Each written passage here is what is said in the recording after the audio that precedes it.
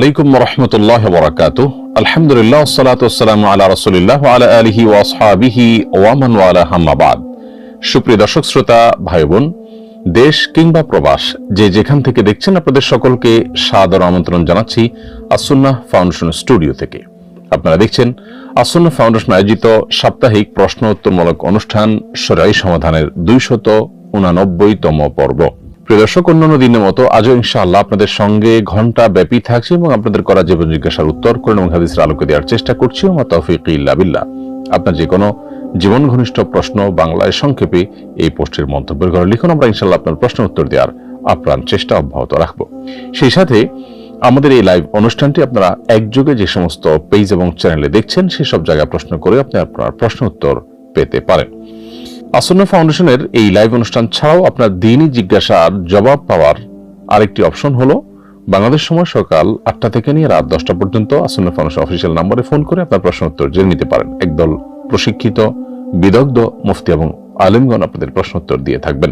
সরাসরি অফিসে উপস্থিত হয়েও আপনাদের প্রশ্ন উত্তর জেনে নেওয়ার সুযোগ রয়েছে। IQA ইসলামিক কোয়েশ্চেন অ্যান্সার এই ওয়েবসাইটে গিয়ে আপনাদের প্রশ্নের লিখিত উত্তর বা কোনো ভিডিও বক্তব্য খুঁজে সেখান থেকে আপনার প্রশ্ন উত্তর জেনে নেওয়ার সুযোগ রয়েছে। প্রিয় দর্শক, তাহলে চলুন আমরা ইতিমধ্যে যে সমস্ত প্রশ্ন আমাদের কাছে চলে এসেছে শেষ প্রশ্নের উত্তর দেওয়ার পালায় প্রবেশ করি। আমি শুরুতে দেখতে পাচ্ছি হাদিসে কুদসি এবং কোরআনের মধ্যে পার্থক্য কি। হাদিসে কুদসি এটিও আল্লাহর কালাম বা আল্লাহর দিকে সম্বন্ধ করে বলা হয় যে আল্লাহ বলেছেন, আল্লাহর কথা। হাদিসে কুদসিও আবার কোরআনও আল্লাহর কালাম বা আল্লাহর কথা, কিন্তু দুটির মধ্যে পার্থক্য আছে। কোরআন হলো আল্লাহর সেই কালাম বা কথা যেটার ভাষা মর্ম সবকিছু আল্লাহ তাআলার, যেটা জিবরিলের মাধ্যমে আল্লাহ তাআলা রাসূলের কাছে পাঠিয়েছেন।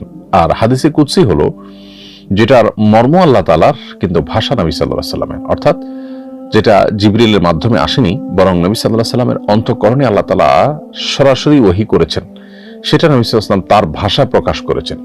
এটা হলো হাদিসে কুদসি। যার কারণে হাদিসে কুদসির যে ভাষা সেটা সবসময় অকাট্য হওয়া জরুরি নয়। কারণ হলো সেই ভাষ্য বা সেই হাদিসে কুদসি বর্ণিত বর্ণনাটি বিশুদ্ধ হতে পারে, বিশুদ্ধ নাও হতে পারে, দুর্বল হতে পারে, কিন্তু কোরআনের যে বর্ণনা সেটির ভাষা এবং মর্ম সবই আল্লাহর পক্ষ থেকে আসছে, জিবরিলের মাধ্যমে নবী সাল্লাল্লাহু আলাইহি ওয়াসাল্লাম বলেছেন এবং সন্দেহাতীত সূত্র দ্বারা সেটি আপনার সংরক্ষিত হয়েছে। তো হাদিসে কুদসি এটাও আল্লাহর কথা, কোরআন আল্লাহর কথা, কিন্তু একটা আল্লাহ তাআলা নবী সাল্লাল্লাহু আলাইহি ওয়াসাল্লামের অন্তরে দিয়েছেন, তিনি তার মুখে সেটার ভাষা বা সেটার মর্মটাকে তিনি তার ভাষায় তিনি ব্যক্ত করেছেন। তো এই হলো পার্থক্য। এছাড়া কোরআনের শব্দগুলো সবই মুতাওয়াতির, একেবারে সন্দেহাতীত সূত্র দ্বারা অগণিত মানুষ শুরু থেকে আজও পর্যন্ত বর্ণনা করে আসছে।